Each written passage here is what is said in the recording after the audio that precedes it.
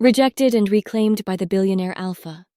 Written by Meera Sharan, a full-length werewolf shifter romance audiobook. The road was dark, the moon hidden behind thick clouds. My bike tires crunched over the dry leaves, the sound too loud in the stillness. Another client. Another ride home alone. I was tired. Not just the kind of tired that sleep fixes, but the kind that sinks into your bones and makes you feel like you'll never be whole again. The air smelled like pine and damp earth, but all I could taste was the bitterness in my mouth. My hands gripped the handlebars tightly as I leaned into the turns, my blonde hair whipping against my face. I hated this part of the night, the stillness, the cold, the way the loneliness seemed to settle deeper into my bones. But I had no choice. Sarah had made sure of that. As I sped down the narrow path, a low, guttural growl reached my ears, followed by the sharp snap of jaws. I hit the brakes hard, my heart slamming against my ribs. Ahead of me, two massive wolves fought, their bodies clashing like titans in the night. One of them, a rogue white-brown fur, wild-eyed and bloodthirsty, lunged at the other. A powerful black wolf, though he was struggling, wounded and barely holding his ground. My body was aching, but I didn't have time to think about it. I jumped off my bike, letting it crash to the ground. The rogue was too focused on its prey to notice me, so I shifted mid-stride, the familiar burn of transformation coursing through my veins. My clothes fell away as my body changed, my senses sharpening. My bones stretched, my skin rippled, and within seconds, I turned into a white wolf, my sea-green eyes glistening in the darkness. The world became clearer. I could smell the blood, the fear, the anger. I launched myself at the rogue, sinking my teeth into its side. It yelped, thrashing violently, but I held on, clawing and biting with everything I had.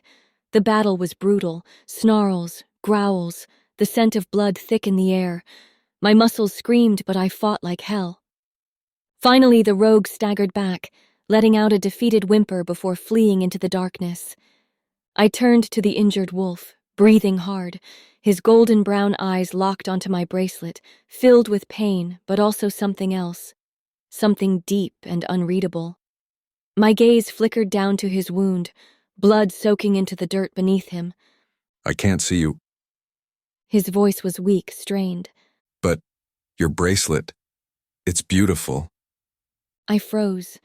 My silver bracelet, the one I never took off, the only thing I had left of my mother, the small red heart in the center stood out against my fur. I didn't answer, I couldn't. In the distance, I heard voices. The warriors were close. If they saw me, they'd assume I was an enemy. I turned, my paws kicking up dirt as I ran. My body ached, my wounds stinging, but I didn't stop. I glanced back once the wolf had turned back to human form, but I couldn't see his face. It was too dark. By the time I reached my motorcycle, I shifted back, my skin raw and aching. I hurried to put my clothes on, my hands fumbling slightly in my rush. Blood stained the fabric as I grabbed my bike and took off, the engine roaring to life beneath me. By the time I reached home, exhaustion weighed me down like chains. The pack house loomed ahead, grand and imposing, but it never felt like home. Not since my mother died.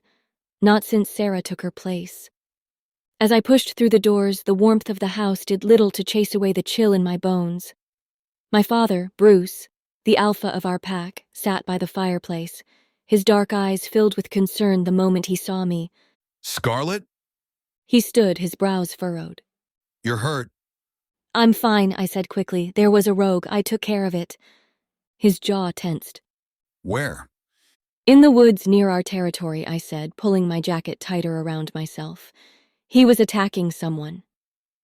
Dad stepped closer, worry evident in his face. Scarlet, you need to be careful. Bruce. A voice cut in, smooth as silk, laced with false concern. Sarah. She walked in gracefully, her sharp features masked with practiced sympathy. Her short brown hair was pulled back neatly, and she carried a bowl of water and a cloth in her hands. Come, darling. she said softly, her voice dripping with false sympathy, sitting beside me. Let me take care of you. I wanted to pull away, but my father was watching, and if there was one thing Sarah knew how to do, it was put on a good show. She dabbed the cloth against my arm, wiping away the blood. Her touch was gentle, almost motherly. Almost. But the moment Bruce turned his back, her expression hardened. How much did you make today? She whispered, her voice cold. I reached into my pocket, pulling out the money I'd earned tonight. She snatched it from my hand, counting it quickly before shoving it into her own pocket. It's not enough. She said, her eyes narrowing. You need to do better. I didn't say anything. What was there to say? My body was currency to her, and I was trapped in a life I never chose. Go and take rest. You need your strength for tomorrow. Sarah ordered, getting up from the bed. I closed the door. The walls felt like they were closing in, the air too thick to breathe. I sat on the edge of my bed, my hands shaking. The weight of the bracelet on my wrist, a reminder of what happened tonight. The man I saved. The way he looked at my bracelet. He was a stranger to me, just as I was to him. The morning light slipped through my window, painting soft, golden lines across the wooden floor. I stretched, my body aching from the endless work I had been doing under Sarah's watchful eyes. Something felt off. My wrist was bare. My bracelet. Panic jolted me awake as I searched the sheets, running my hands over the bed. I threw off the blanket and checked the nightstand. Nothing. My breath quickened as I dropped to the floor, running my fingers over the wooden planks. No, no, no. That bracelet wasn't just a piece of jewelry. It was my mother's. The only thing I had left of her. My heart pounded as I searched every corner of my room, tossing aside books, moving furniture. Nothing. By the time I searched the entire pack house, my hands were shaking. No one had seen it. No one cared. Sarah's smile was sharper than usual that morning. I knew then. She had taken it.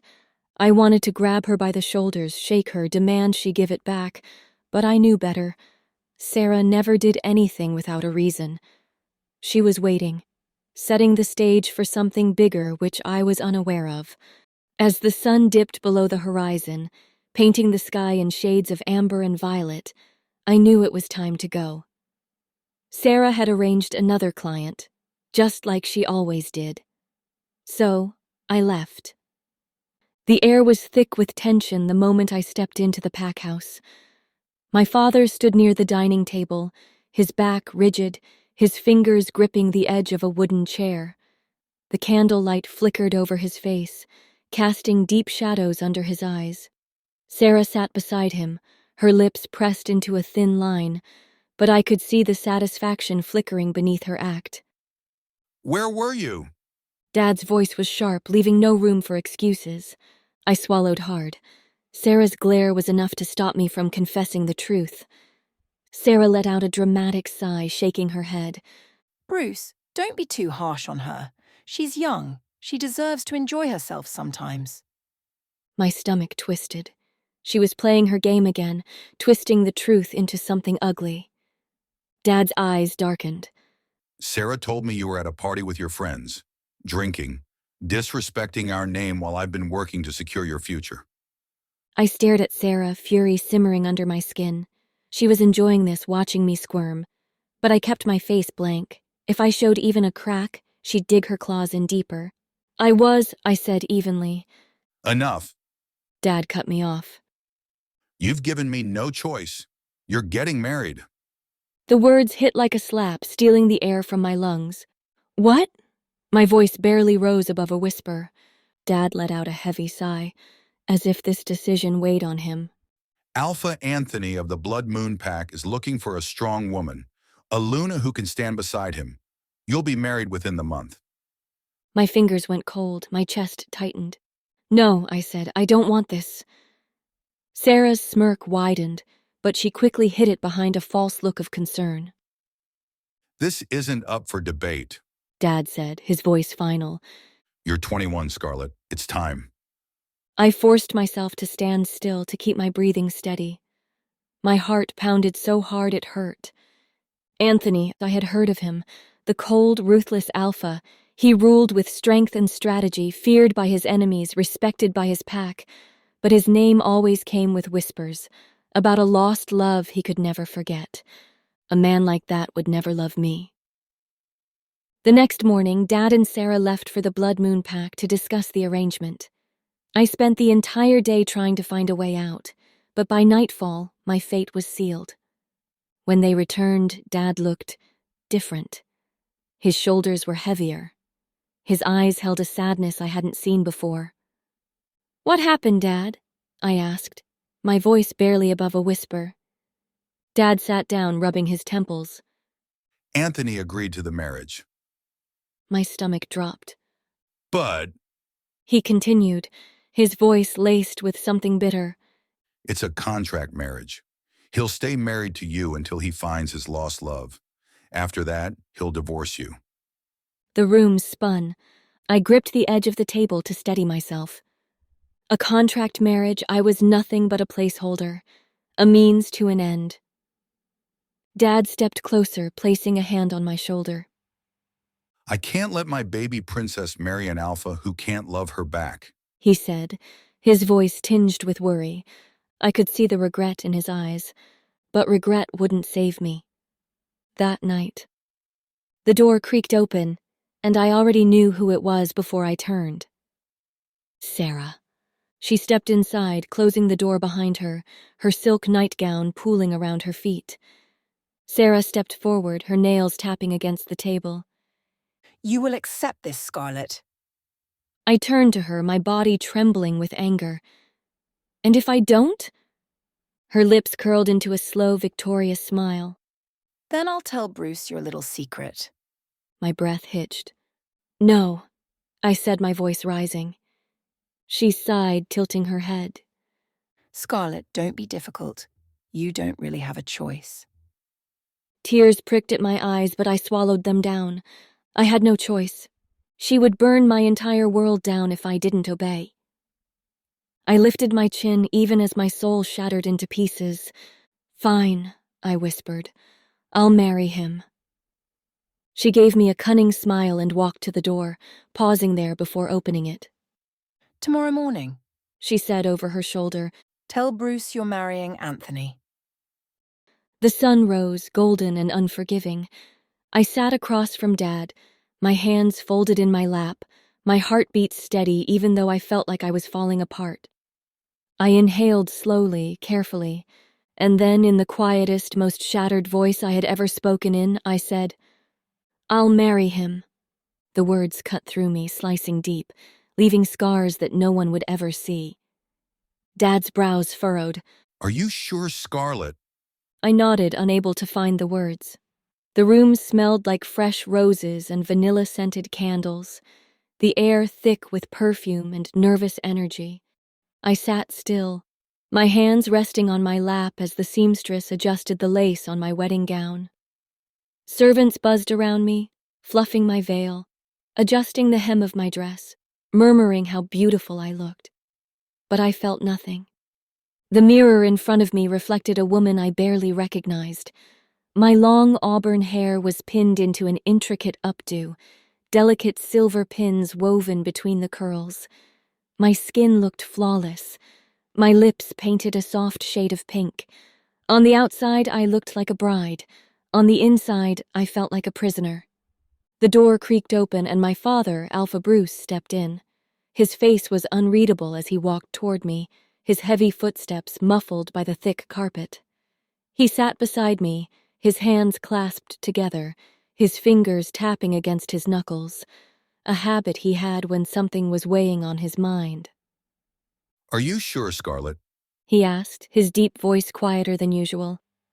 I swallowed hard, forcing a smile that didn't reach my eyes. Yes, Dad. The lie burned my throat, but what choice did I have? Sarah's voice came from behind me. I asked her so many times, Bruce. She knows this is best. I turned to see Sarah and Rosalyn, my stepsister, walking toward me. Sarah, with her perfect blonde waves and a fake look of sympathy, reached for my hand. Her grip was firm, almost possessive. Rosalyn, her daughter, stood beside her, her blue eyes gleaming with something that looked a lot like satisfaction. Come, it's time. Sarah said sweetly, but I knew her well enough to hear the command beneath her voice. They led me downstairs, my gown whispering against the marble steps. My heart pounded louder with each step, the reality of what was happening settling in my chest like a stone. At the bottom of the staircase stood Anthony. He was tall, broad-shouldered, and undeniably handsome in his black suit. His dark hair was slicked back, his jaw sharp enough to cut glass. But his eyes, they were cold, emotionless. Next to him stood his mother, a regal woman with an air of superiority, and Victor, his beta, watching everything unfold with a blank expression. Anthony turned to Victor, who handed him a thick envelope. Without a word, Anthony pulled out a stack of papers and extended them to me. I've already discussed this with your father, but I need you to read and sign this before we get married. He said, his voice steady, detached. I took the papers with trembling fingers, my eyes scanning the words. This is a contract marriage. Scarlet and I will stay as husband and wife until I find my lost love. Once I find her, we will separate. Scarlet will receive $50,000 as compensation, but must not interfere in my life. My vision blurred, my stomach twisted so violently I thought I might be sick. I had known this marriage wasn't real, but seeing it spelled out so plainly felt like a dagger straight to my chest. I glanced at my father. He stood there in silence, his face unreadable. Sarah and Rosalyn watched from the side, barely containing their smirks. I looked back at Anthony. His face was impassive, waiting. For a brief moment, I considered running, turning around and sprinting up those stairs, locking myself in my room, and pretending this day had never happened. But then Sarah's voice echoed in my head. If you don't marry him, I'll tell your father everything. My darkest secret, the one thing that could destroy me. With a deep breath, I forced my trembling hand to move. The pen felt heavy in my grip as I scrawled my name across the paper. The moment the ink dried, applause erupted. Anthony took the ring from Victor and slid it onto my finger. The metal felt cold, like a shackle locking me in place. My chest felt hollow, like a piece of me had been carved out and discarded. Across the room, Sarah and Rosalyn exchanged a look before breaking into quiet laughter. They were enjoying this, watching me fall apart. Then Anthony turned to me, stepping closer. His hands cupped my face, his touch surprisingly gentle. My breath caught in my throat as he leaned in. And then, in front of everyone, he kissed me. His lips were firm, deliberate, not soft, not hesitant, just final, like sealing a deal. I didn't kiss him back. I couldn't. When he pulled away, I forced myself to meet his gaze. Those dark eyes held no warmth, no love, just duty. The room erupted in cheers, but all I heard was the deafening silence in my heart. This wasn't a wedding, it was a funeral, and I had just buried myself alive. The wedding was over, the vows had been spoken, the rings exchanged, and the cheers of the Blood Moon Pack still echoed in my ears. My heart, however, felt eerily silent, like it had stopped beating the moment I signed that contract. As I stood among the crowd, my fingers gripped the fabric of my wedding dress, the delicate embroidery suddenly feeling suffocating. My father stood in front of me, his expression unreadable, but the tightness in his jaw told me everything.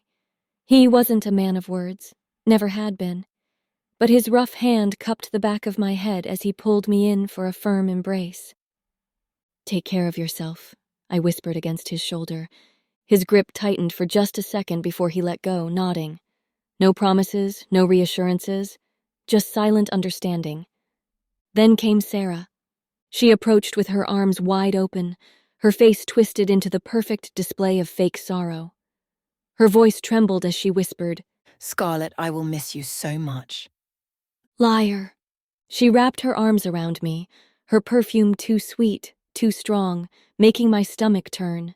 And then, just as I expected, her voice dropped to a hushed murmur only I could hear.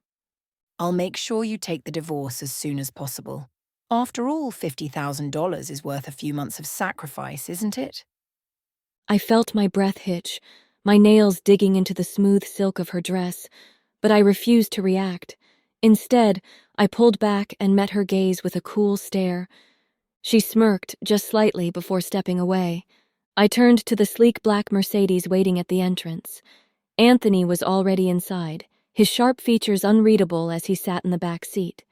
Victor was in the driver's seat, his fingers tapping rhythmically against the steering wheel, looking far more relaxed than he should be.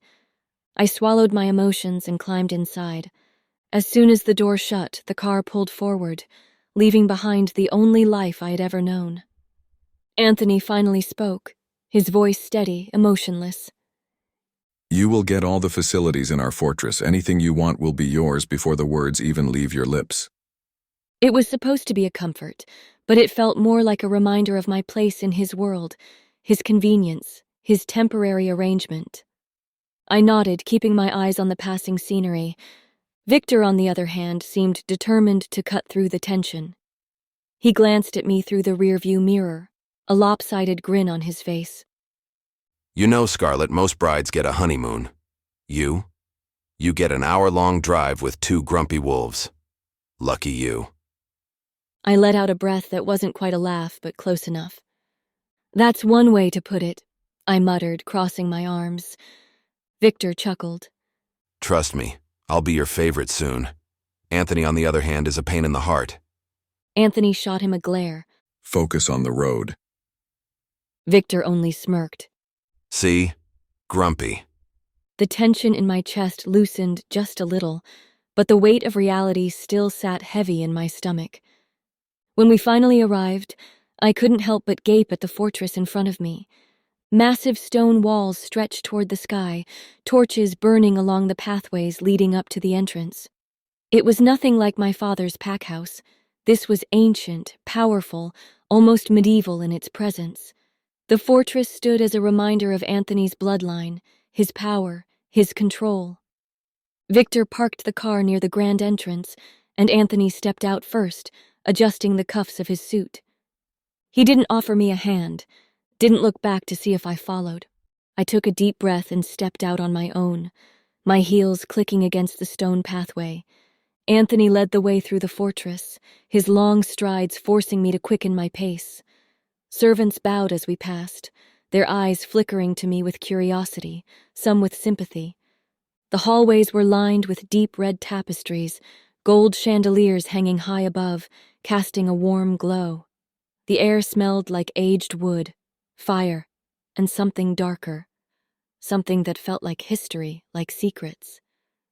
Anthony pushed open a set of grand double doors, stepping inside without hesitation. I followed, my heart slamming against my ribs as I took in the space. Our room. The bedroom was enormous, with high ceilings and a massive bed draped in dark sheets. A fireplace crackled softly in the corner, casting flickering shadows across the stone walls. A seating area with velvet chairs and a polished wooden table sat near the windows, which overlooked the vast lands beyond the fortress. Anthony turned to me, his gaze unreadable. This is where you'll stay. I swallowed. And you? He held my stare for a moment before stepping closer. His scent, cedarwood and something sharp, something undeniably masculine, wrapped around me, making it harder to think. We're married, Scarlet. He murmured, his voice lower now. That means sharing a room. My breath hitched, not because I feared him, but because for the first time since this arrangement started, something dangerous passed between us. Something I wasn't ready to name. Anthony reached up, his fingers grazing my jaw. The touch was light, but enough to send a shiver down my spine. Don't mistake this for something it's not, He warned. I have no intention of playing the role of a husband. I lifted my chin, refusing to let him see the way his nearness affected me. Then don't touch me like one. For a second, just a second, something flickered in his gaze. Amusement, frustration, something else entirely. Then, just as quickly, he stepped back, his face unreadable once more. Get some rest. He said flatly. Tomorrow you'll start adjusting to life here. And with that, he turned and walked toward the adjoining bathroom, leaving me standing in the middle of our shared room, my heart still racing. I stood in the room listening to the steady stream of water from the shower. The sound filled the quiet space, mingling with the distant hum of the evening air. I exhaled slowly, my fingers tightening around the fabric of my dress. This was my life now. A marriage without love, a fortress filled with secrets, and a man who had already claimed my future but not my heart. And then the shower stopped, pulling me out of my thoughts. A moment later, Anthony stepped out, steam curling around him. A towel hung low on his hips, dangerously low. Droplets of water clung to his skin, trailing down his toned chest as he walked to the mirror. He ran a comb through his damp hair, smoothing it back with practiced ease. I watched him from the corner of my eye, pretending to be uninterested, but my pulse betrayed me. He moved to the wardrobe, pulling out a crisp white shirt and a pair of black pants. Then, without hesitation, he opened the second wardrobe, mine. He reached inside and pulled out a stunning dress, its fabric shimmering under the dim light. Turning to me, he handed it over. Wear this for dinner. As he buttoned his shirt, he moved toward the door, pausing just before stepping out. He glanced over his shoulder, his voice smooth but firm. I'm waiting outside. Change fast. And with that he was gone, leaving only the scent of his cologne and the lingering heat of his presence. The dining hall was straight out of a royal fantasy, grand chandeliers casting a soft golden glow, long tables lined with silverware, and dishes so extravagant they looked untouched, too perfect to eat. The air smelled of roasted meats, fresh herbs, and warm bread. I hesitated at the entrance, feeling small against the towering walls and heavy drapes. My fingers curled around the fabric of my dress. A deep wine red, silky against my skin. Victor was the first to acknowledge me. Scarlet, He greeted, standing as I approached. His smile was polite. come, let's have dinner. Anthony, already seated at the head of the table, snapped his head towards Victor. I forced a small smile and nodded. Yes. Anthony gestured to the chair beside him. Sit. I hesitated for a second before lowering myself into the seat. Anthony's presence beside me was overwhelming. His cologne, a deep, woody scent, wrapped around me, making my skin prickle with awareness.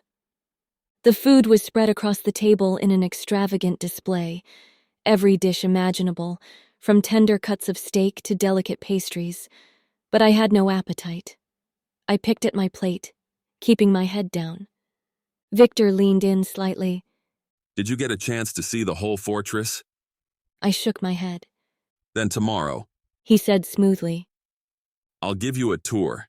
There's a museum, a library, a gym, and even a bar inside. I nodded, barely processing his words. My thoughts were elsewhere, tangled in the mess of emotions I couldn't seem to untangle. Anthony's brows furrowed. Why would you give her a tour?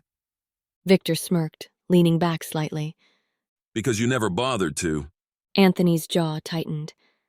I will. His voice was flat, almost defensive. Victor simply shrugged. Too late, I already offered. He glared at Victor for a moment and said, I said, I will. Victor's smirk widened. After dinner, he stood. Let's go. He said. He turned to Victor. Good night. Victor replied. Good night, Anthony. As we reached the door, Victor's voice cut through the air. Well, if you won't give the tour of the fortress, I will. Anthony froze mid-step, his foot hovering above the floor. He glanced back over his shoulder, his jaw tight, but said nothing. Victor, however, looked thoroughly amused, as if he was enjoying every bit of Anthony's discomfort. I followed Anthony out, my heart hammering for reasons I didn't understand. Back in the room, I immediately made my way to the farthest edge of the bed. I wasn't sure what I had expected when I first came here, but sharing a room with Anthony wasn't on the list. The bed was large, but suddenly it felt impossibly small. I lay on my side, facing away from him, trying to steady my breath. Then I heard the quiet rustling of fabric. I peeked through one barely opened eye just in time to see him shrug off his blazer, the broad muscles of his shoulders flexing beneath the soft glow of the lamp.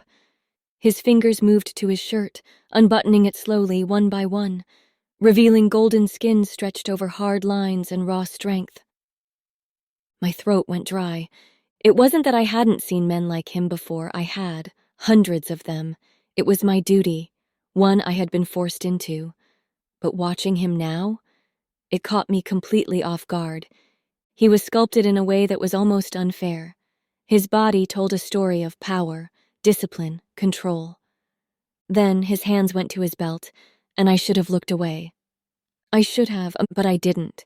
My eyes kept glued to him even when I didn't know why. The leather unbuckled with a soft, familiar snap, then the button of his pants, then the zipper, revealing the untamed strength beneath. A small gasp slipped past my lips before I could stop it. Anthony's head snapped up, his dark eyes locking onto mine. My stomach dropped. So, His voice was low. you're watching me? Heat flooded my face. I squeezed my eyes shut, instantly regretting every decision that had led me to this moment. I was not, I muttered, rolling over to face the wall. Anthony let out a deep, amused laugh. No use pretending, Scarlet. I groaned, grabbing the pillow and placing it in the middle of the bed like a barrier. Don't cross this line, I ordered, my voice firm, though my heart was beating wildly. Anthony smirked, shaking his head as he ran a hand through his hair. Seriously? I flipped my hair over my shoulder and pulled the blanket up to my chin. Anthony sighed, stretching out on his side of the bed. I squeezed my eyes shut, pretending to sleep, until sleep claimed me for real. The morning sun crept through the heavy curtains, casting warm streaks of gold across the room. My eyes fluttered open, the softness of the bed unfamiliar, the scent of cedar wood and crisp linen surrounding me. Anthony was already up. He stood near the mirror, buttoning the cuffs of his white shirt, the fabric stretching over his broad shoulders. His black blazer hung on the back of the chair, waiting for him. His dark hair, still damp from his shower, was being combed back with effortless precision. He caught my reflection in the mirror and smirked. You're up? He said, his deep voice breaking the morning silence. I blinked a few times, adjusting to the light. He picked up a bottle of cologne, spritzing it lightly against his wrist before rubbing it onto his neck. The scent, warm spice and something inherently him, filled the air. Get ready, He said, slipping into his blazer. we'll tour the fortress. I have a meeting with the pack members, but I'll be back in an hour. I nodded, my throat dry. Anthony left without another word, and I sat up, running a hand through my tangled hair. I picked out a gown, a soft ivory fabric that hugged my waist before flowing to the floor. My hair cascaded over my shoulders in loose waves, and I finished my look with a light pink lipstick. As I was dabbing the last touch, a knock came at the door. Ready? Anthony stood in the doorway, his gaze raking over me briefly before he turned, waiting. Yes. The fortress was unlike anything I had ever seen. It was grand, stone walls towering above us, halls lined with oil paintings and old relics that whispered stories of the past.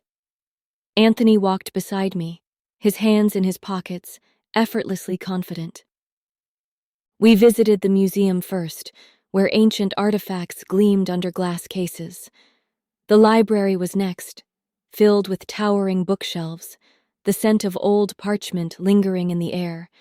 The gym was state-of-the-art, and finally the bar, modern yet elegant, tucked away behind a secret passage. By the time the tour ended, my feet ached, and exhaustion weighed on me. Anthony had left for a meeting again, and all I wanted was to unwind. The moment I entered our room, I headed straight for the grand bathroom. The warm water kissed my skin as I sank deeper into the luxurious bathtub, my body melting into the heat. My head rested against the edge, eyes closed as I inhaled slowly, letting the steam fill my lungs before exhaling just as slowly. The last few days had been a whirlwind. My heart felt like it had been dragged through fire, my mind spinning with a dangerous mixture of emotions: desire, anger, guilt, and Anthony. Always Anthony. I ran my fingers through my wet hair, trying to push away the thoughts of him, of the way he looked at me. Ring. The sharp sound of my phone shattered the moment. My eyes snapped open, my heart pounding as I sat up, water sloshing over the edge of the tub. Damn it. I reached for the towel but quickly realized my phone was in the bedroom. Without thinking, I pushed myself up, stepping out of the tub, water trailing down my legs as I rushed toward my room, completely bare. And then I saw him, Anthony, standing near the window, hands in his pockets, watching me with an expression I couldn't quite place. His dark eyes moved over me, slow and deliberate, like he was committing every inch of my body to memory. The air in the room changed, thick, charged, suffocating. "What are you doing here?" I snapped, my voice sharp enough to cut through the tension. Anthony blinked, as if my words had broken whatever spell he was under, but he didn't look away. Heat rushed to my face as I grabbed the nearest towel, wrapping it tightly around myself.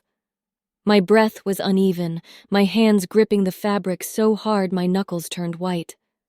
I took a step closer, my pulse racing. "I asked you a question. Can't you see I was bathing?" Anthony's lips curled, his smirk infuriatingly arrogant. Who told you to come out like this? My glare deepened.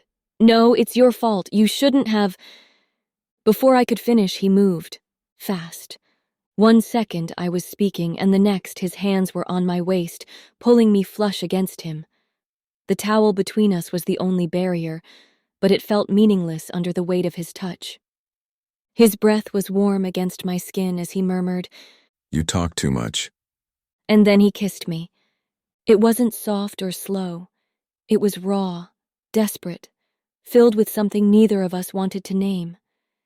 His lips crashed into mine, his grip on my waist tightening, like he was afraid I'd disappear. I should have pulled away. I should have stopped him, but I didn't. Instead, my body betrayed me. My fingers curled into his shirt, my lips parting for him, giving in to the fire that had been burning between us for too long. I felt the way his heartbeat pounded against my chest, mirroring my own. The way his hands traced the curve of my back, his fingertips pressing into my skin like he was claiming me. And then, ring! The sound snapped me back to reality. I gasped, breaking the kiss, my breath uneven as I reached for my phone with trembling fingers. My chest rose and fell rapidly, my mind still fogged from the heat of the moment. "Sarah." I hesitated before answering. "Hello?" Her voice was light, teasing. The clients must be waiting. You should leave now. My stomach twisted. "What?" I stammered. Sarah let out a bitter laugh. I'm joking. And then the line went dead. My hands tightened around the phone, my mind racing. Was she joking? Or was she warning me? Anthony was watching me. I could feel his gaze, his presence towering beside me. Who was that? His voice was calm, but there was a concern beneath the surface. I forced myself to breathe, to think. It was Sarah. His eyes narrowed slightly. And what did she say? My pulse quickened. If my secret got out, it would ruin everything. "Nothing," I said quickly. She was just asking about my whereabouts. Anthony didn't believe me. I could see it in the way his jaw tensed, the way his eyes darkened. She wasn't just asking. He said, stepping closer. You looked tense the whole time. "I told you, it was nothing." Silence. Anthony exhaled sharply, biting his lip so hard it nearly drew blood. Then, after a long pause, he muttered, Fine. Get dressed. It's time for dinner. He turned and walked toward the door, but I knew he didn't believe me. It had been a few days in the fortress, and Anthony had surprised me. I hadn't expected him to be a good husband, but he was, in ways I hadn't thought possible. He wasn't cold or distant. He wasn't cruel. He was kind, attentive, always making sure I had everything I needed. A warm meal, a thick blanket on colder nights, a reassuring presence whenever I felt lost in this new life. It was strange how easily we had settled into this routine, how effortlessly we had become friends. And yet, it wasn't enough. Because I wasn't the one he wanted. He hadn't touched me, not the way a husband was supposed to, not the way I had secretly hoped he would. He never crossed that line, never let his guard slip, and it hurt more than I cared to admit. I watched him now, sitting by the fire in our chambers, his jaw tight as he sipped his drink. He looked tired. Maybe it was the weight of responsibility. Maybe it was something else. "You're quiet tonight," I said softly, shifting on the couch. Anthony glanced at me, his dark eyes unreadable. Just thinking. "About her?" The words slipped out before I could stop them. His grip on the glass tightened. Scarlet, "It's fine." I forced a smile, though it felt hollow. "I get it." A long silence stretched between us, heavy and suffocating. Then he surprised me. Anthony set his glass down and stood, walking over until he was close enough for me to feel his warmth. He crouched in front of me, his hand reaching up, hesitating for only a second before tucking a loose strand of hair behind my ear. you deserve more than this. He murmured, his voice rough. What about Victor? He's handsome, he cares about you, and he can give you everything I can't. I swallowed hard, my chest tightening. "Number, I don't want anyone else. I want you." His breath hitched. For a moment, I thought he might say something, do something, but then just as quickly he pulled away. Get some rest, Scarlet. He said, turning toward the bed. It's late. And just like that, he climbed into bed and turned onto his side. The fire crackled softly, casting long shadows across the walls. I stayed curled in the chair, staring at the dying embers, my thoughts a tangled mess. Anthony's words still lingered in the air. What about Victor? As if I could even consider it. I turned my head, watching him as he lay on the bed, his back to me. His body was tense, his shoulders rigid, as if he was forcing himself to stay still. The space between us felt vast, like a chasm neither of us knew how to cross. I rose slowly, my bare feet sinking into the plush rug as I made my way to the bed. My heart pounded harder with every step. He heard me. Of course he did. But he didn't move. I hesitated for only a second before slipping under the covers. The warmth of the bed wrapped around me, but it did nothing to soothe the ache in my chest. I lay on my side, close but not touching him, staring at the curve of his shoulder, the way his fingers clenched the sheet. "You really think I could want someone else?" My voice was quiet, but in the silence of the room, it felt deafening. Anthony didn't answer. I reached out, my fingertips barely brushing his arm. He flinched, but he didn't pull away. Encouraged, I let my fingers trail down his waist, feeling the warmth of his skin, the tension in his muscles. Scarlet, He said, his voice hoarse, a warning. I ignored it. "Do you know how hard it is?" I whispered. "To want someone who refuses to see me?" His breathing turned uneven. Still, he didn't turn. I pressed my palm flat against his back, feeling the steady rise and fall of his breath. "You take care of me. You make sure I have everything I need. But what about what I want?" His hand shot out suddenly, gripping my wrist, stopping me.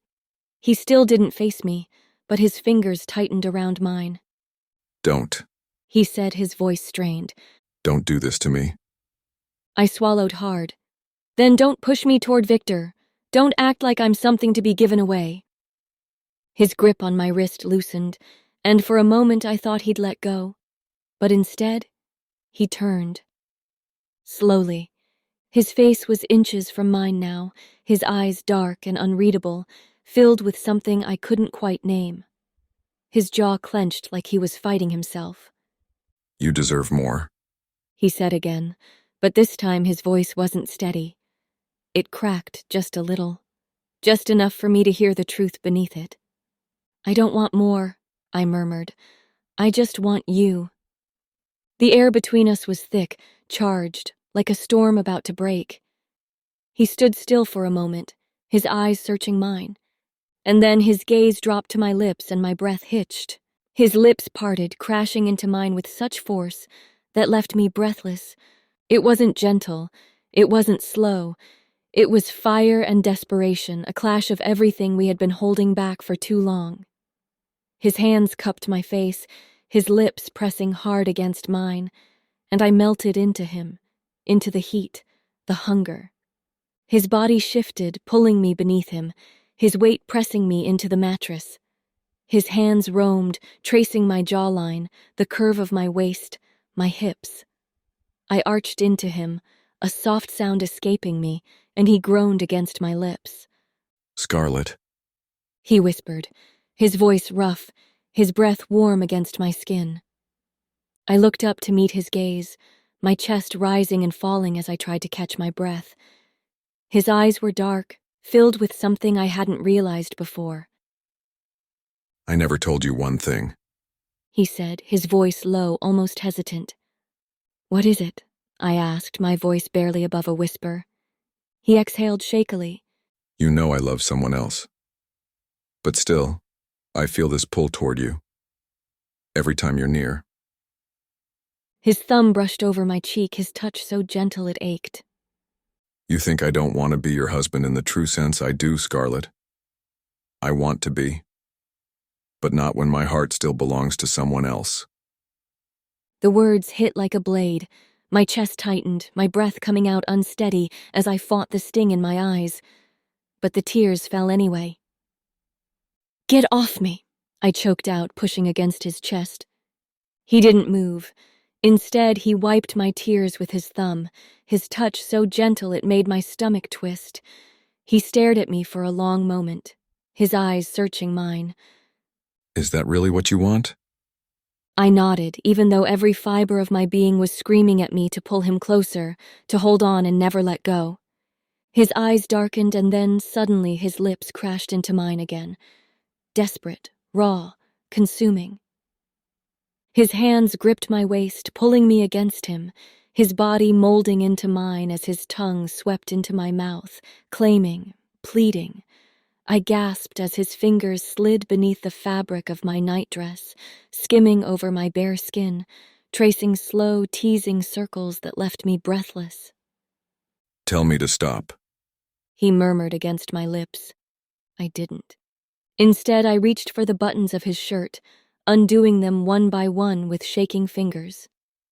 His breath hitched as I parted the fabric, my lips following the path I uncovered, pressing soft, lingering kisses along his bare chest. His skin was warm beneath my mouth, his muscles tensing with every touch. Then he whispered my name like a confession. His hands found my hips, his grip firm as he pulled me closer, his body fitting perfectly against mine. Scarlet. He whispered again, his voice breaking as he buried his face in the crook of my neck. I didn't answer. I couldn't. My hands moved to his back, my nails digging into his skin as I urged him closer. Closer. His movements were slow at first, tentative, but then he groaned, his body pressing into mine with a desperation that left me breathless. My body trembling as I matched his rhythm, our movements mingling in a way that felt almost too perfect, too right. His lips found mine again, his kiss deep and hungry, and I clung to him, my fingers tangling in his hair as I tried to hold on to the moment, to him. But even as my body burned for him, my heart ached, because I knew this wasn't love. Not really. It was passion, desperation, a fleeting moment of connection that would be gone by morning. And when it was over, when he pulled away and looked at me with those dark, haunted eyes, I knew I would be left with nothing but the memory of his touch and the emptiness of a love that could never be mine. As I lay peacefully beside Anthony, my phone buzzed and the peace didn't last. Sarah. I hesitated before answering. You're not going to work. Her voice was sharp, impatient. I'm running low on money. I swallowed. What should I do then? That's your problem. She snapped. I want the money. Soon. The line went dead. A heavy silence filled the room. I turned my head slowly. Anthony was watching me. He lay beside me, one arm resting beneath his head, his sharp eyes locked onto mine. Why do you tense up every time you talk to her? His voice was quiet, controlled. I forced a smile. It's nothing. Tell me, Scarlet. He pushed. Nothing. You are worrying too much. But Anthony didn't look convinced. He knew I was hiding something. The morning sun barely warmed the stone walls of my fortress, but inside, the air was thick with tension. Sarah had arrived with her daughter, Rosalyn, their smiles as polished as the silverware on the dining table. Anthony greeted them with kindness, but I knew better. Sarah didn't visit without a reason, and I was right. The moment we were alone, she cornered me. Her voice was low, laced with a threat she didn't bother to hide. I want money, Scarlet. Her nails tapped against the wooden table, slow and deliberate. Or I start talking. My stomach twisted. I couldn't let her ruin everything. Anthony. I couldn't lose him. I forced a smile, my heart hammering against my ribs. We'll talk after lunch. She smirked, knowing she had me in a chokehold. Lunch felt like an execution. Every bite of food felt dry in my mouth. Every time Sarah looked at me, I swore she saw through my skin, down to the fear running in my veins. Rosalyn sat across from me, her lips curled into the softest, most calculated smile. Anthony was oblivious, laughing at something Rosalyn said, his deep voice sending a painful ache through my chest. I couldn't sit there any longer. Excusing myself, I hurried to my room. My hands shook as I searched Anthony's wardrobe. I needed his wallet. I needed to get Sarah off my back. My fingers grazed the cool metal of a locker inside. I hesitated. Then, swallowing hard, I turned the key and opened it. Inside, neatly folded, was a sketch paper. I lifted it carefully. My breath hitched. It was my bracelet. A silver band with a red heart in the middle. The one I had worn that night. The night I had saved the unknown man.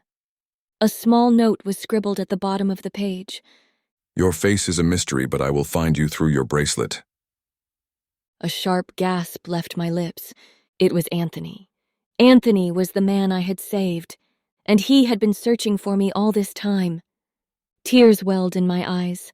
My fingers trembled as I clutched the paper to my chest. My heart felt too full, too heavy. I had spent so many nights dreaming of that moment, of the man who had held on to me even in his weakest state, and now he was here.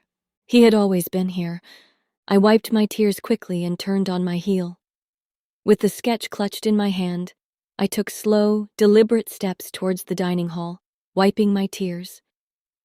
Anthony had been searching for me, and all this time I had been right beside him. Anthony, he turned immediately. His dark eyes locked onto mine, then fell to the paper in my hand. He stiffened. Slowly, he rose from his seat, his chair scraping against the floor. Sarah and Rosalyn exchanged a look, sensing something was wrong. But I didn't care. Without a word, I grabbed Anthony's wrist and led him away from the table, away from the prying eyes. My grip was firm, desperate. Anthony, I whispered, my throat tight, my chest heavy. Are you searching for the woman who owns this bracelet? My voice was barely above a breath as I held up the sketch. Anthony's eyes filled with something raw emotions. His lips parted, but no words came out. Then, slowly, he nodded. A single tear slipped down his cheek. A sob threatened to break from my throat as I reached up, cupping his face with both hands. His skin was warm, his breath uneven. I could feel his heartbeat pounding against my palms. "I am the woman you've been searching for," I whispered. Anthony sucked in a sharp breath. His hands moved to my waist, gripping me as if afraid I would disappear. His forehead rested against mine, his body trembling. But before he could speak, She's lying, Anthony. Sarah's voice cut through the moment like a blade. Anthony and I turned, my heart dropping like a stone in my chest. Sarah stood there, arms crossed, eyes gleaming with satisfaction. Ask her to show you the bracelet, She said smoothly. Anthony hesitated. His grip on me loosened. Scarlet, His voice was gentle, pleading. show me your bracelet. I swallowed hard. I lost it. The silence was deafening. Then Rosalyn stepped forward. Slowly, gracefully. She lifted her wrist. The bracelet gleamed under the light. "It's mine, Anthony. She said, tilting her head in fake innocence. You should have told me you were searching for the woman who saved you from that rogue wolf." My stomach clenched. "No." My voice came out strangled. "She's lying." Sarah shot me a look sharp enough to cut through steel. Shut up. She stepped closer, lowering her voice. Say one word and I will tell Anthony about your past. Do you think he'll still want you then? A slow, satisfied smirk spread across her lips. She leaned in, her breath cold against my skin. You made my job easier, Scarlet. She whispered, her breath cold against my skin. So foolish of you. Her lips curled into a satisfied smirk. $50,000 is enough for me. I felt like I couldn't breathe. Anthony turned away from me. His broad shoulders shook as he pulled Rosalyn into his arms.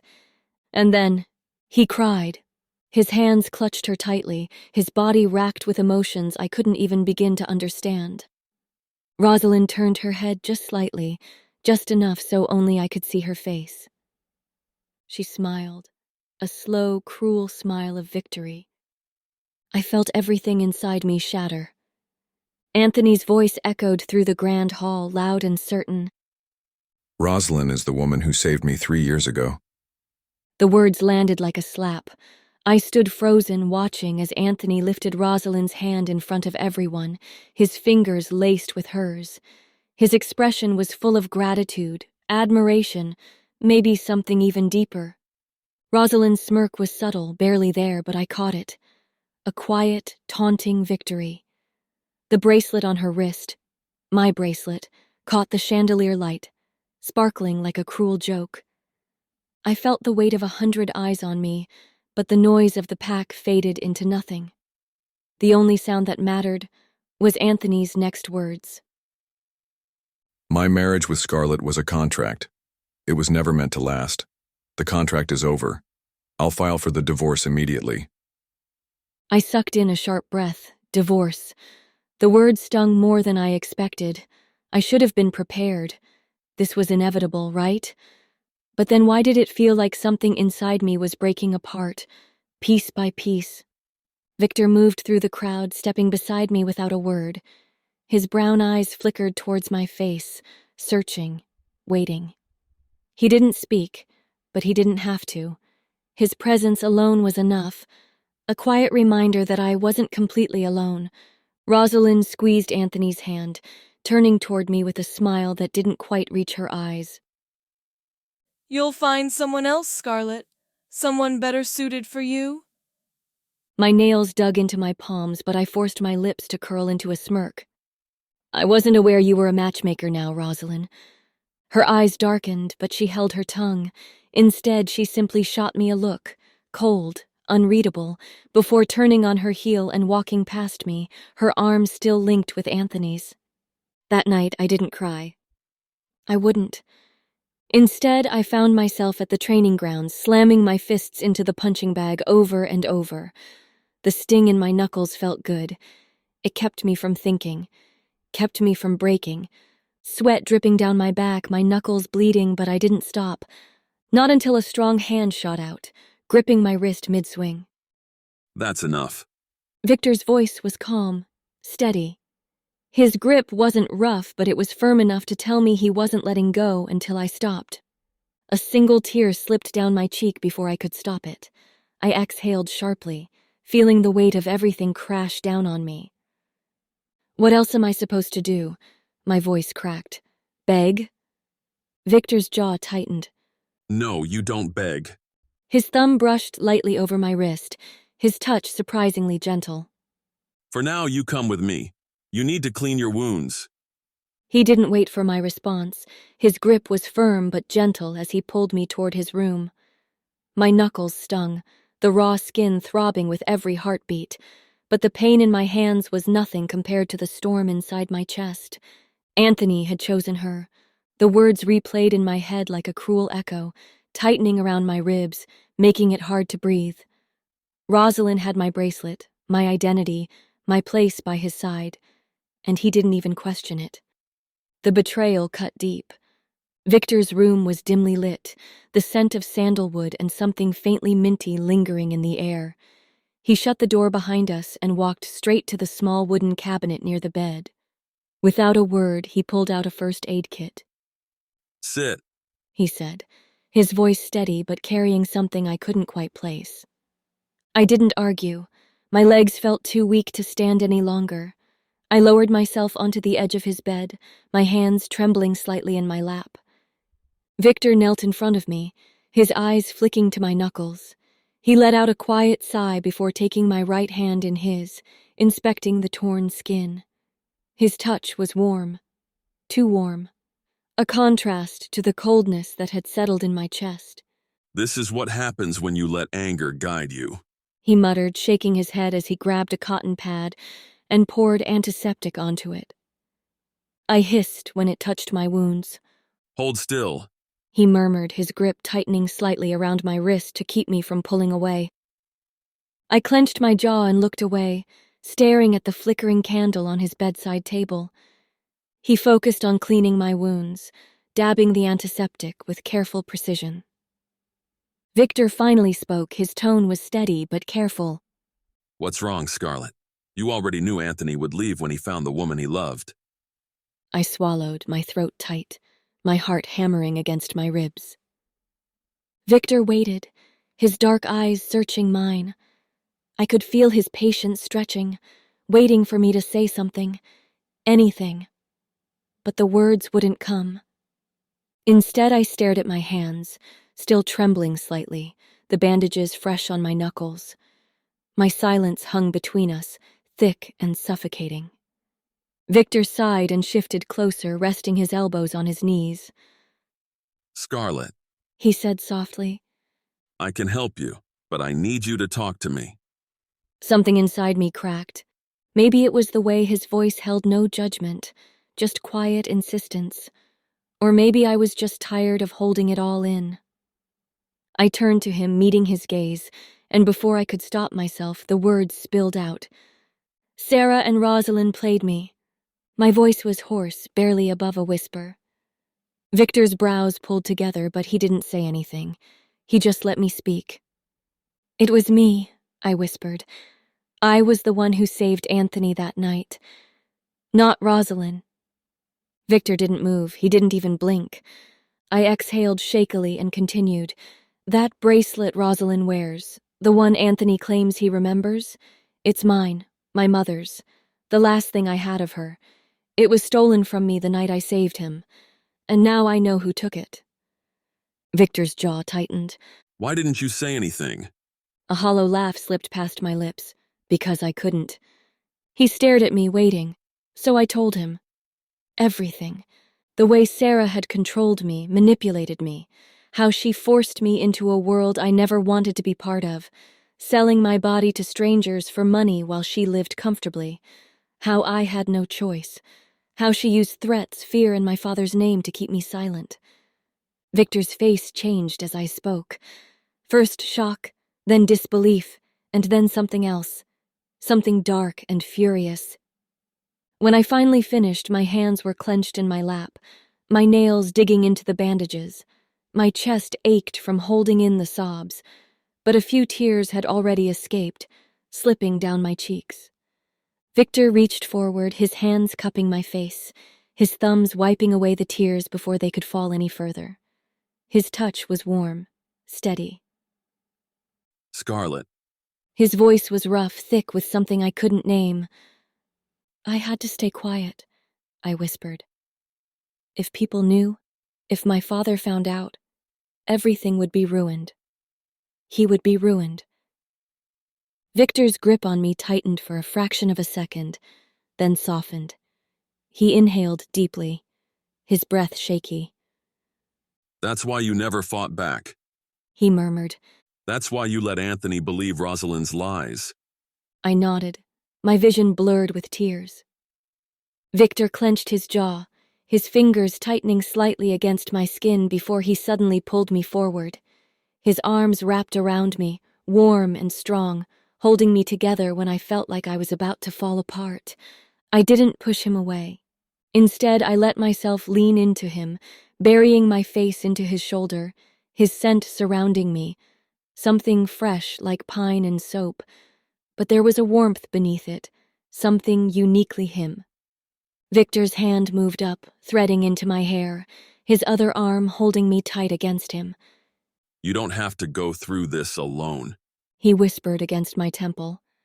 I squeezed my eyes shut, my fingers gripping the fabric of his shirt as I fought back another sob. But he didn't let go, he just held me. The morning sun streamed through the large windows of the dining hall, casting a golden glow on the long wooden table. The scent of fresh bread and coffee filled the air, but my appetite was non-existent. I hesitated at the doorway, my fingers gripping the edge of my dress as my eyes landed on them. Sarah, Rosalyn, Anthony, all three of them were laughing, their voices light and carefree. Rosalyn was seated beside Anthony, her hand resting just a little too comfortably on his arm, her eyes sparkling as she whispered something in his ear. Sarah sat across from them, a smug grin on her face, her fingers delicately tracing the rim of her teacup. Anthony turned his head, his hazel eyes locking onto mine. His expression shifted instantly. Come, Scarlet, have your breakfast. He said, his voice gentle, almost welcoming.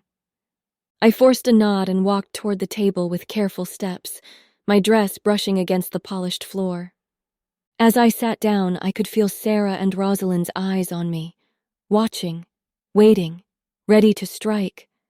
Their smiles were sweet, but their gazes were sharp. I kept my face neutral as I sat down. I wouldn't give them the satisfaction of seeing me break. Anthony leaned back in his chair, his hazel eyes settling on me. Scarlet, He said lightly, I chose Rosalyn because she was my lost love, but that doesn't mean I'll ever treat you badly. You'll always be my friend. "Friend?" The word sliced through me like a blade, but I didn't let it show.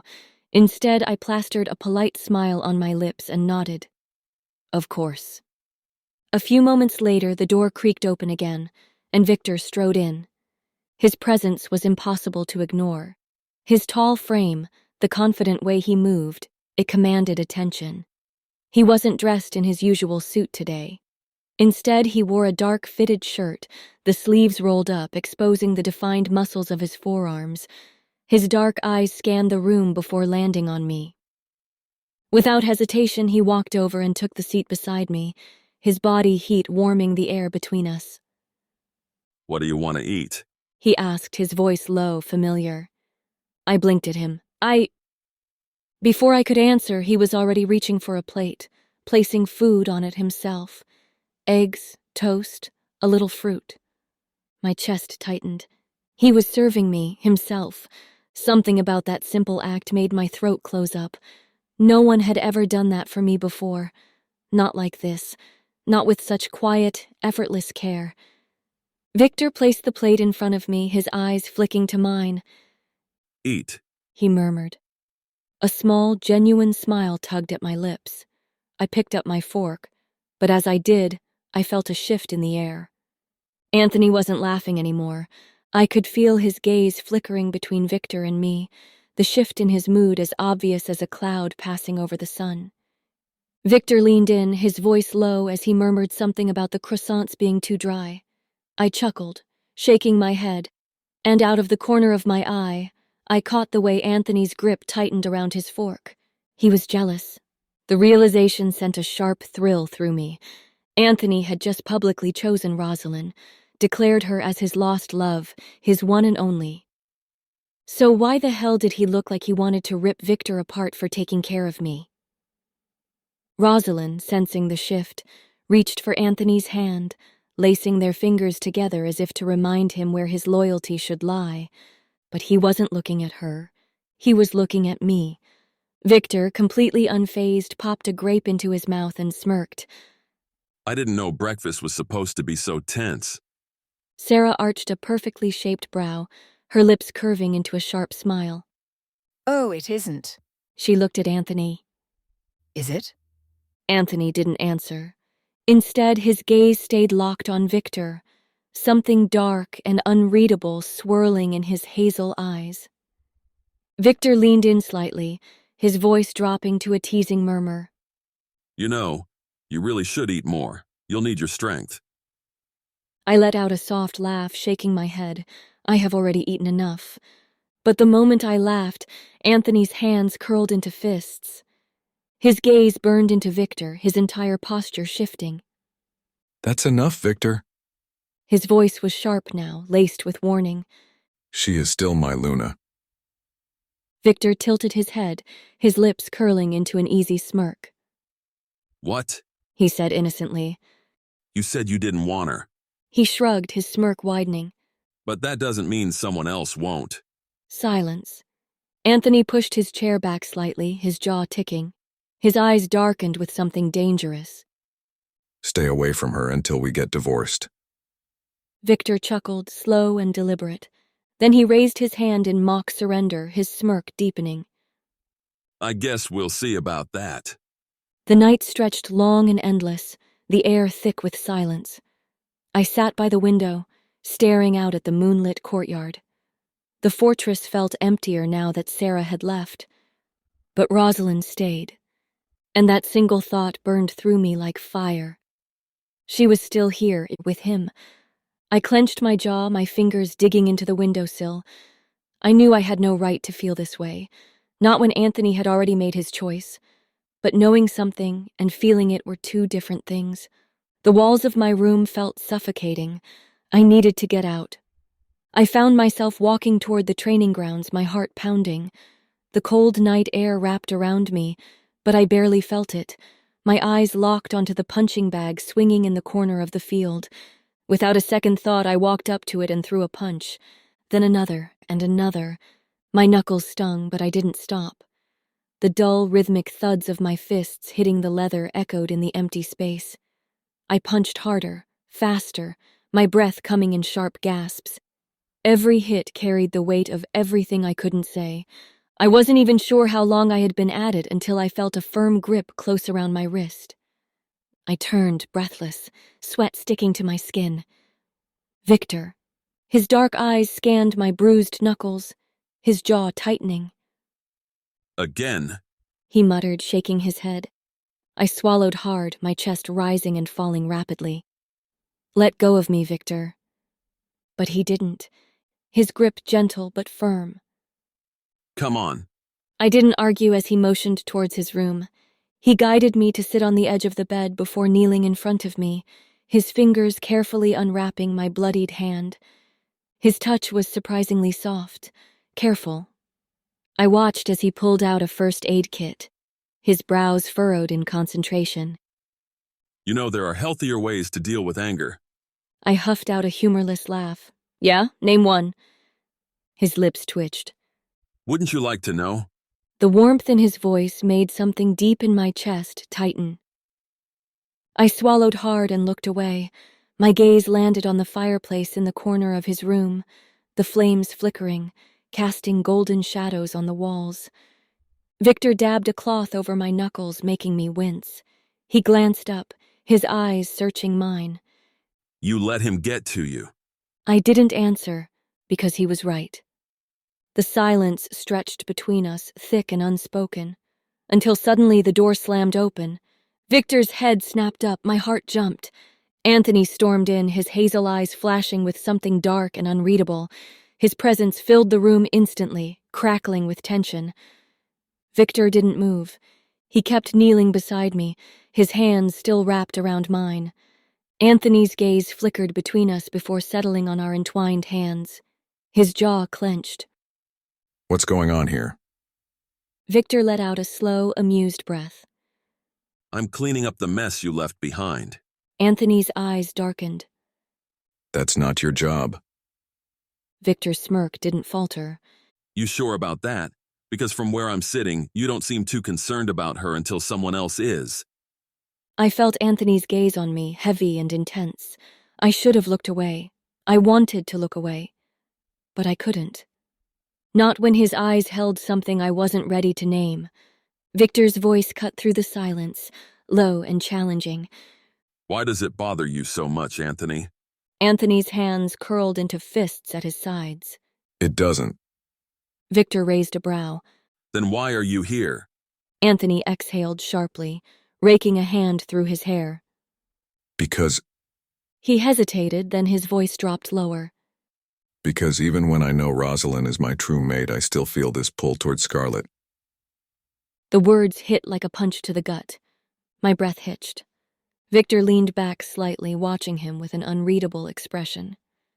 Anthony took a step closer, then stopped himself. His throat bobbed as he swallowed.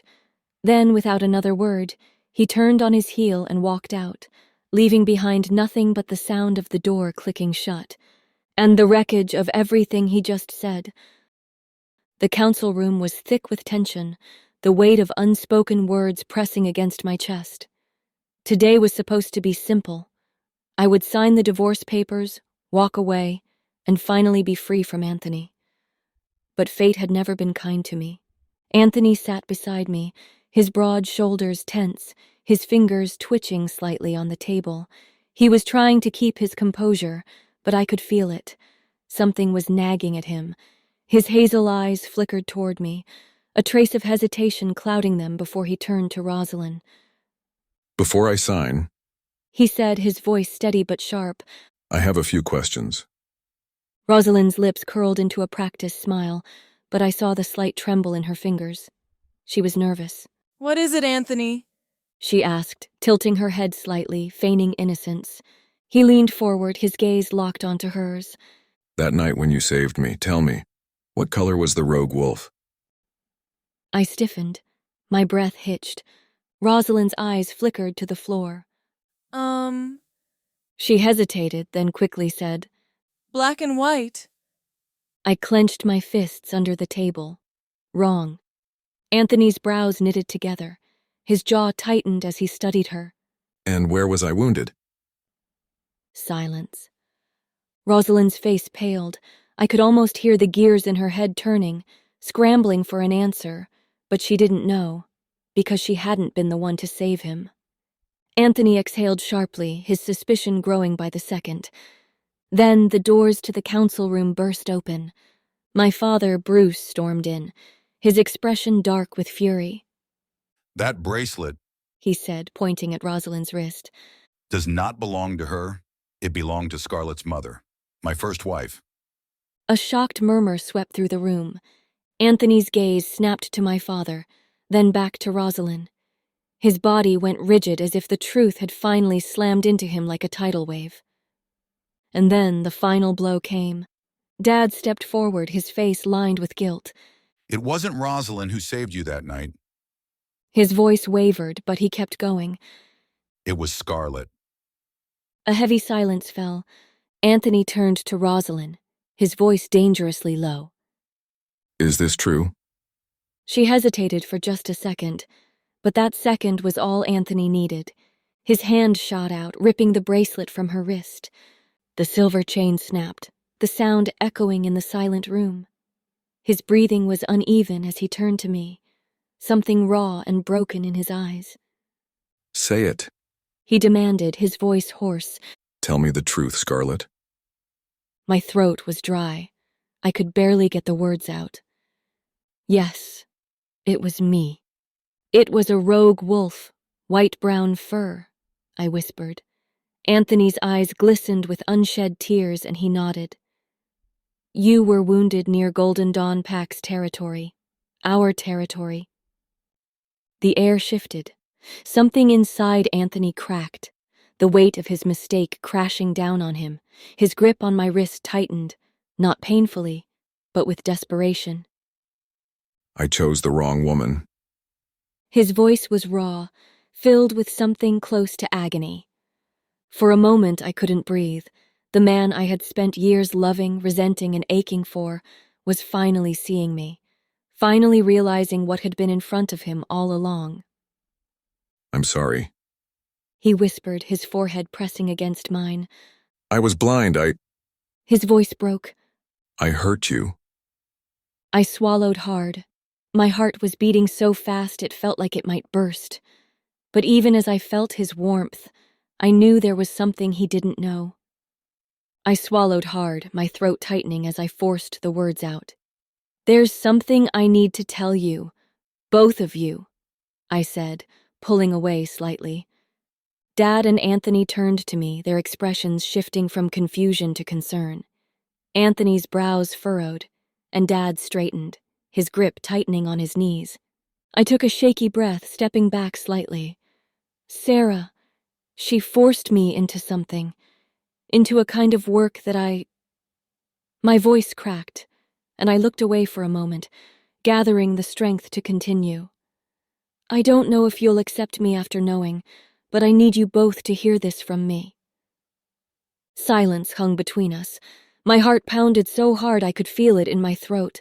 I turned to Anthony first, my hands trembling at my sides. His eyes searched mine, waiting. I sold my body for money, I whispered, my voice barely above a breath. Dad inhaled sharply, like I had knocked the wind out of him. His hands gripped the table so hard his knuckles turned white. His face paled, then hardened, his jaw clenched so tight I thought it might shatter. Anthony stiffened, his expression unreadable, but his eyes, they flickered with something raw, something I couldn't name.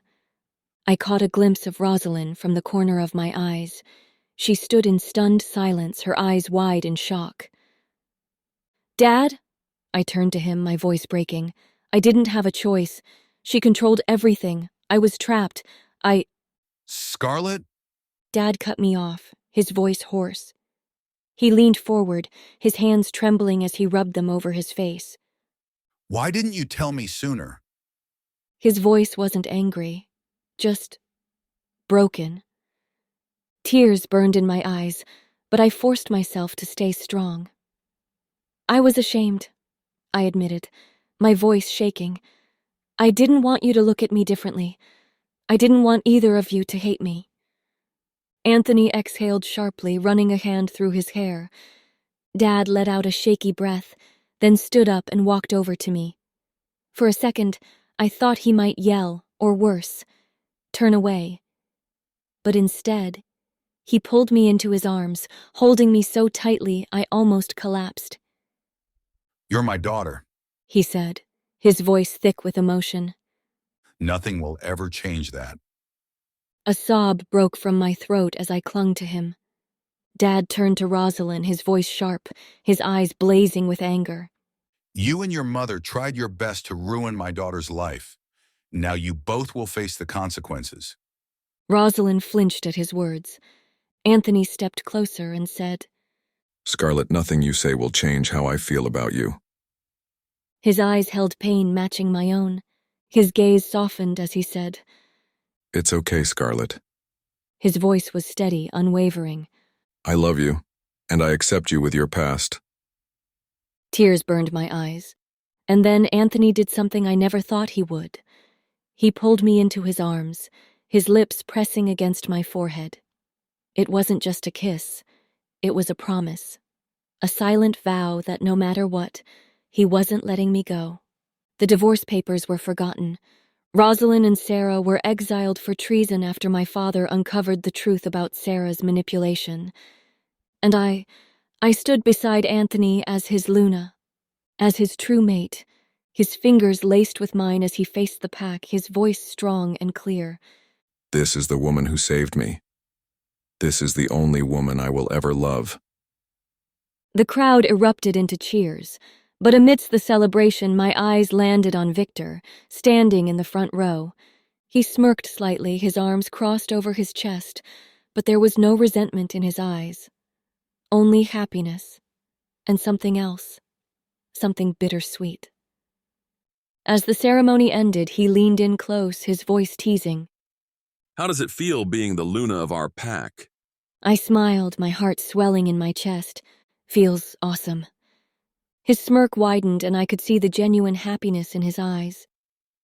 I told you, I'd soon become your favorite. I sighed, shaking my head. Thanks, Victor, for all your support. Victor placed a hand over his chest dramatically. Did you just thank me? Hold on. I need a moment. This is rare. I rolled my eyes, but a small smile played on my lips. He grinned.